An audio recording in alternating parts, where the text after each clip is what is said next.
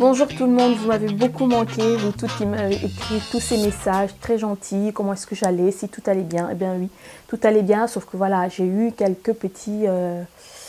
j'avais des projets en cours qui étaient en train de se réaliser, donc j'ai pas pu faire autre chose que me concentrer sur vraiment ce qu'il fallait en ce moment-là.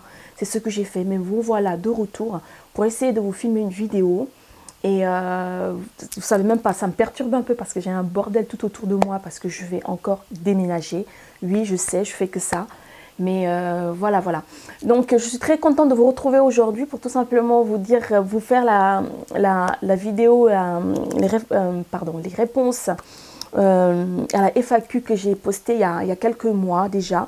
Il y a 3 mois, je sais, j'ai pas d'excuses, mais j'avais vraiment pas le temps. J'avais vraiment pas le temps.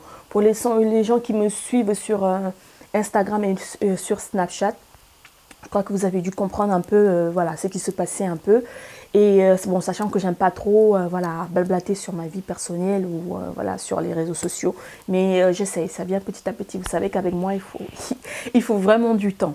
Voilà. Donc là, nous allons tout de suite commencer. Si vous me regardez, si vous voyez en train de regarder voilà, sur ce petit truc-là, c'est parce que les questions pardon, sont posées là-dessus. Donc voilà. Je vais tout de suite commencer avec la question de Nounette Infostyle. Comment as-tu eu ce goût pour la mode? Tu es belle, merci ma chérie. Ce goût pour la mode, je crois que je suis née en Afrique, quoi. Quand je dis que je suis née en Afrique, pour moi, voilà, la réponse, elle est tout à fait là. Les pays africains, le Nigeria, la Côte d'Ivoire, le Ghana, tout ça, voilà, c'est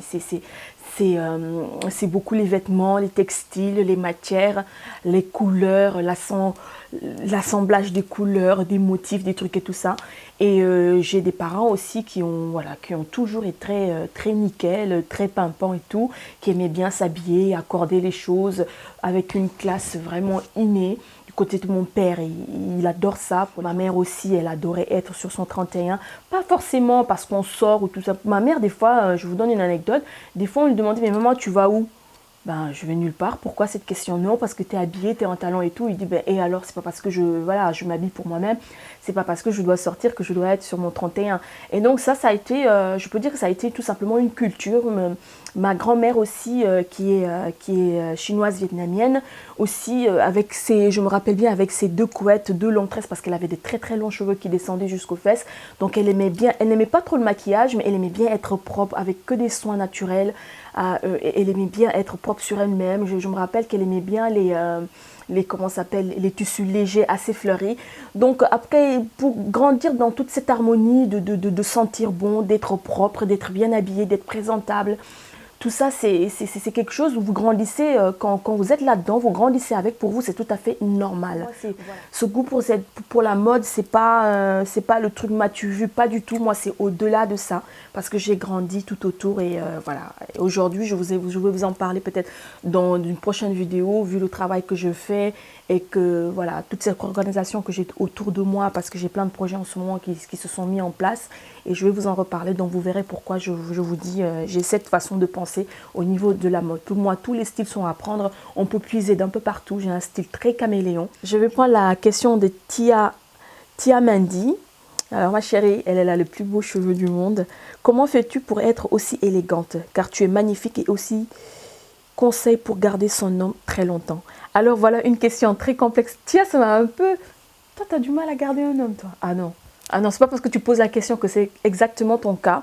Mais ça m'étonnerait quand même, hein, parce que je suis tes vidéos, tu es quelqu'un qui a, t'as un atome crochu et ça doit être pas trop difficile d'accrocher les autres. Hein. Donc comment fais-tu pour être aussi élégante? Alors je suis tout simplement, je me lève le matin, je prends ma douche déjà, je me brosse les dents. Pour moi déjà ça c'est de l'élégance, pour vouloir prendre soin de soi. C'est pas parce que je vais mettre le dernier rouge à lèvres ou la dernière tenue à la mode qu'on appelle l'élégance. Non, pour moi l'élégance c'est ça. Vouloir tout simplement prendre soin de soi, être propre sur soi-même, avoir confiance en soi. Avoir confiance quand tu ouvres la bouche que ça ne va pas dégager une odeur nauséabonde. Pour moi, c'est ça l'élégance. Après, c'est dans les gestes, c'est dans la façon de parler. Voilà. Pour moi, l'élégance, c'est tout un ensemble. La façon de voir les choses, la façon de critiquer l'autre personne tout en lui disant voilà ce qu'il faut faire, mais avec un vocabulaire assez limpide sans pour autant vexer la personne. Pour moi, c'est un peu tout ça, l'élégance. Alors, des conseils pour garder son homme le plus longtemps possible. Là, je crois que je vais faire une autre vidéo là-dessus parce que tout simplement, là, j'ai ma meilleure amie, elle a encore, et elle m'a posé cette question. Si j'avais des trucs, sachant que moi, c'est pas pour me jeter des fleurs, mais j'ai pas eu vraiment de relation très courte, non. Ma relation, l'une de mes relations les plus courtes, je crois que ça doit durer 1 an, grand maximum au niveau de temps, je crois que ça doit être 8 mois, 7 mois. Voilà. J'ai pas, comme je vous dis, j'ai envie d'être avec une personne, je suis avec une personne. J'ai plus envie, j'ai plus envie. Donc pour moi, quand je suis dans une relation, c'est pour essayer de voir le plus longtemps possible. Vous voyez, c'est pour essayer de voir un peu le truc voilà, dans le futur. Mais si je vois que ce n'est pas le cas, donc je ne m'engage pas du tout dans cette relation. Donc cette question fera l'objet d'une autre vidéo, je te promets, Tiamélie, on va beaucoup discuter là-dessus. Parce que je sais qu'actuellement, c'est de plus en plus difficile tout simplement de retenir un homme. Alors, Laure la douce, bonjour Anna, merci de toujours partager avec nous. Alors, qu'est-ce qui te fait toujours dire que demain sera le meilleur? Ce qui me fait dire ça, c'est tout simplement, je suis croyante. Déjà de 1, je suis croyante. Je me dis toujours qu'il y a pire.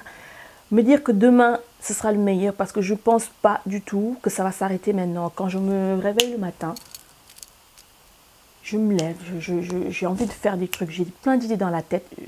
J'ai commencé à noter déjà, c'est une bonne chose. Je le fais parce que je suis une fille très instantanée. J'ai envie de faire un truc, je le fais. J'ai envie de dire un truc, je le dis. Je suis très spontanée. Je suis pas du genre à garder des choses pour rien du tout. Ou si je garde, c'est pour un jour te dire voilà. Et là, je te détaille tout. J'aurai même les dates, je les aurai en tête. Pour ce coup-là, tu aurais pu me dire ah non, je me rappelle pas. Ah non, c'est faux, c'est pas ce que j'avais dit. Non, si je te sors un truc, c'est parce que tu me l'as dit ou c'est parce que tu l'as fait. Donc, pour dire que demain, ce sera tout simplement meilleur parce que je me programme dans le futur. Je me dis, ah, demain, j'aimerais bien faire ça. Ah, demain, j'aimerais bien acheter une telle maison. Ah, demain, j'aimerais bien aller en vacances sans pour autant penser à quand ça va s'arrêter. Parce que quand ça va s'arrêter, ce n'est pas de mon ressort à moi. Ça dépend de plein de choses tout autour. Voilà. Ça dépend de plein de choses tout autour. Donc, je ne suis pas là à me fixer. Ah, demain, qu'est-ce qui va se passer? Non. Pour moi, ce qui est important, c'est ce qui se passe maintenant. Et ce qui va se passer dans l'optique où c'est moi qui aurais décidé demain, je vais tout simplement marcher sur la plage, profiter de mon fils, partir avec en week-end ou quelque chose comme ça. Mais je ne vais pas m'arrêter sur un truc, ah, il paraît qu'une bombe a explosé là. Au contraire, ça va me pousser beaucoup plus à pouvoir avoir des projets assez positifs comme ça, dans la positive attitude, vouloir continuer, vouloir persévérer, vouloir voir les gens qui sont autour de moi, comment est-ce qu'ils arrivent, le problème qui était hier a été résolu, donc demain ça a donné ça avec mes soeurs, mes frères et tous les gens qui sont autour de moi et que j'aime. Que signifie pour toi une vie paisible? Alors une vie paisible pour moi, c'est d'avoir déjà la positive attitude, être sereine, faire du sport. Moi je sais que je fais du yoga, là j'ai envie de changer un peu, j'ai envie de faire autre chose. Une vie paisible, c'est quoi? Une vie paisible, c'est toute une harmonie autour de soi. Une vie paisible pour moi, c'est déjà les bonnes odeurs.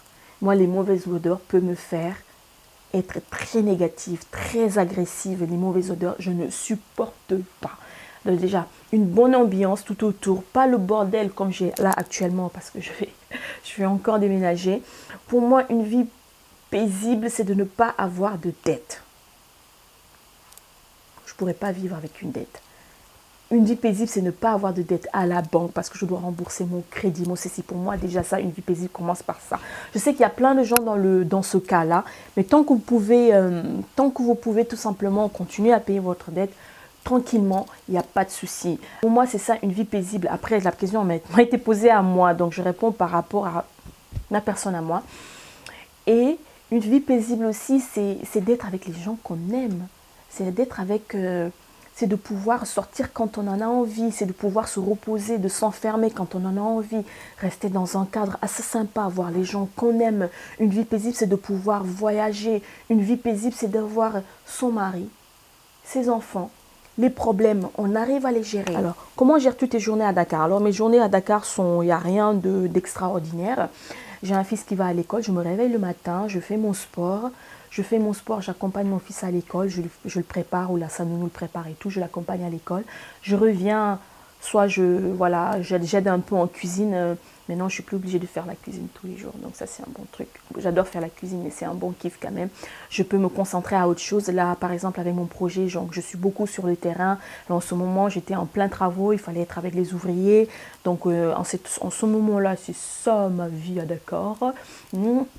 Des déplacements à gauche, à droite, et mes journées à Dakar sont gérées comme ça. Soit après, je vais récupérer mon fils, après, je l'amène dans un parc pour aller jouer, manger une glace, être avec mon chéri, aller se promener à la plage, aller revoir les travaux. Pour moi, en ce moment, c'est ça mes journées à Dakar. Il n'y a rien d'excitant ou quoi que ce soit, quoi. Alors, quel conseil donnerais-tu pour avoir un foyer qui serait à notre convenance? C'est déjà se dire, faire une liste de ce qu'on a envie et de ce qu'on n'en a pas envie de faire. Ma vie, j'ai envie qu'elle soit comme ça. Après, bon, il faut savoir que le destin, il faut le provoquer aussi un peu. Hein. C'est pas en restant chez soi que tout va nous tomber dans le bec. Le destin, il faut savoir le provoquer. Alors, un foyer à notre convenance, c'est ça. Déjà, on sait ce qu'on aime, ce qu'on n'aime pas. On veut un homme qui est tout simplement fidèle. On a envie d'un homme qui n'a jamais eu d'enfant. Après tout ça, on a envie, c'est pas parce que ça va arriver automatiquement. Voilà pourquoi je vous dis que le destin, il faut le provoquer. Il ne faut pas s'arrêter sur une chose. Voilà, ben, cet homme-là, bon, moi j'aurais préféré un homme grand, un homme comme ça, comme ça. Mais bon, il a quand même d'autres qualités. Essayez à chercher d'autres qualités. Après, si vous voyez que le physique, il est vraiment capital chez vous, ben ne vous lancez pas dans cette relation-là, tout simplement. Parce que tout simplement, le foyer vient de là. Parce que le foyer se construit à deux, pour moi. Ça se construit à deux. Un homme et une femme, après, c'est quoi? Des projets d'immobilier, des projets de voiture, des projets de voyage, des projets d'avoir des enfants, des projets de vivre dans telle ville, dans telle ville, dans telle ville. Alors pour moi, tout simplement, il ne faut pas se mentir soi-même pour avoir un foyer à notre convenance. On ne va pas faire genre, ah, moi ça me plaît, l'essentiel, je l'aime, je suis prêt à vivre dans une case avec lui, je suis prêt à vivre sur un arbre avec lui. Non, non, non, non, non. Si ce n'est pas votre optique de départ, si ce n'est pas ce dont vous aimez vraiment, vous n'allez jamais y arriver. Ça va marcher en bout de temps. Le moment auquel ça va casser, des gens vont payer des pots cassés alors que tout simplement, ils n'en avaient rien à voir avec au départ. Donc, il faut éviter ça, d'emmener plein de gens dans votre chute. Tout simplement. Vous êtes avec un homme qui est dans une optique de vie, par exemple, très simple, très banale. Moi, je sais que j'aime pas ça. Moi, j'aime bien avoir des choses dans la vie, que ce soit côté matériel, que ce soit côté aspiration, que ce soit côté apport personnel ou apport sentimental. J'ai besoin de plein de choses et je sais que je suis comme ça, donc je l'ai gardé. Donc, en cherchant un partenaire, ce sont des trucs qui tout simplement vont venir en avant. Je ne vais pas lui faire non plus un questionnaire qu'il faudra répondre, il faudra cocher. Mais tout simplement, au fur et à mesure dans les discussions, on arrive à savoir si cet homme, c'est vraiment ce qu'on recherche, c'est vraiment ce qu'on recherche ou pas. Et moi, pour moi, l'amour vient de là. Moi, je ne vais pas vous dire que j'ai eu des coups de foudre. Je ne me rappelle même pas si j'ai eu des coups de foudre dans ma vie. Pour moi, le coup de foudre, c'est quoi? C'est d'être déjà un homme en face. Déjà, il nous plaît, il y a quelque chose qui est attirant. Un homme ne peut ne pas être beau. Je m'en fous de la beauté de l'homme, vous savez. Pour moi, c'est la virilité, ce qu'il en a à l'intérieur. Pourquoi il serait avec une femme? Qu'est-ce qu'il est prêt à apporter à une femme, à son foyer, à ses enfants? Pour moi, c'est tout un ensemble, tu vois. Il ne faut pas tout simplement voir, ah, moi, il me plaît, c'est bon. Moi, c'est que je vois en premier. Ah oui, il n'est pas mal, il me plaît bien. Bon, il y a quelques trucs que je gommerais bien, mais il me plaît. Voilà. La deuxième question que je me pose, je suis très vicieuse. Serait-il un bon père? Moi, c'est un truc, par rapport à ma vie personnelle, par rapport à mon enfance, pour moi, c'est un truc qui compte énormément. Ça fait partie de l'équilibre de la famille, des enfants. Donc, ne vous mettez pas avec un homme si vous ne l'aimez pas, si vous n'êtes pas prêt tout simplement à faire des sacrifices pour cette personne. Si vous n'êtes pas prêt à faire des sacrifices, c'est même pas la peine de vous engager. Parce que tôt ou tard, ça va se ressentir et la chute sera très, très compliqué et très dur. Donc, une fois avoir construit un foyer à notre convenance, c'est de se mettre des barrières. Des choses, on sait très bien que quand on est en couple, les choses qu'on doit faire et les choses qu'on ne doit pas faire. On sait très bien distinguer le bien du mal. On sait très bien le distinguer. Il ne faut pas dire qu'on ne sait pas si c'était bien ou si c'était pas bien. Parce que quand on est avec une personne, avant de s'engager sur quoi que ce soit, on sait ce que cette personne aime et n'aime pas. Si cette personne n'aime pas une chose qui est vraiment dans la logique pour tenir un couple normal, il n'y a pas un mec qui va vous dire j'adore les femmes infidèles. C'est que là, il y a un souci. Il y a vraiment un souci. Et vous, si vous vous êtes engagé dans une union libre, pourquoi pas? Mais demain, si vous avez des enfants, si demain, tu as mûri, que tu as envie de garder ton homme pour toi seul alors que vous êtes parti sur une union libre, eh bien, ma chérie, il faudra tout simplement... il faudra tout prendre. Hein. Alors, que signifie amour pour moi? Amour pour moi signifie tout simplement simplicité. La simplicité des sentiments. La simplicité. Pour moi, l'amour, c'est la simplicité. On aime une personne, l'amour nous tombe dessus au fur et à mesure. On se rend compte pourquoi on aime cette personne. Chaque jour, on se rend compte pourquoi on aime cette personne. L'amour, cet amour grandit. Cet amour grandit, grandit, grandit à cause de plein de choses. À cause des engueulades qu'il y a eu la veille. Et comment on a réussi à les résoudre. Les problèmes qu'on a eus hier, comment on a réussi à les résoudre. Les trucs, les obstacles qu'on avait, comment on a réussi à les surmonter. Les bonheurs qu'on a eu ensemble, comment est-ce qu'on les a vécus, quels sont les souvenirs qu'on a eu à garder, les souvenirs les plus importants. Pour moi, l'amour, c'est la simplicité des choses, c'est la simplicité des sentiments. Alors, merci, et je suis déjà impatiente de tes réponses. Kiss from Germany. Kiss from Sénégal, ma chérie. Je te fais de gros bisous.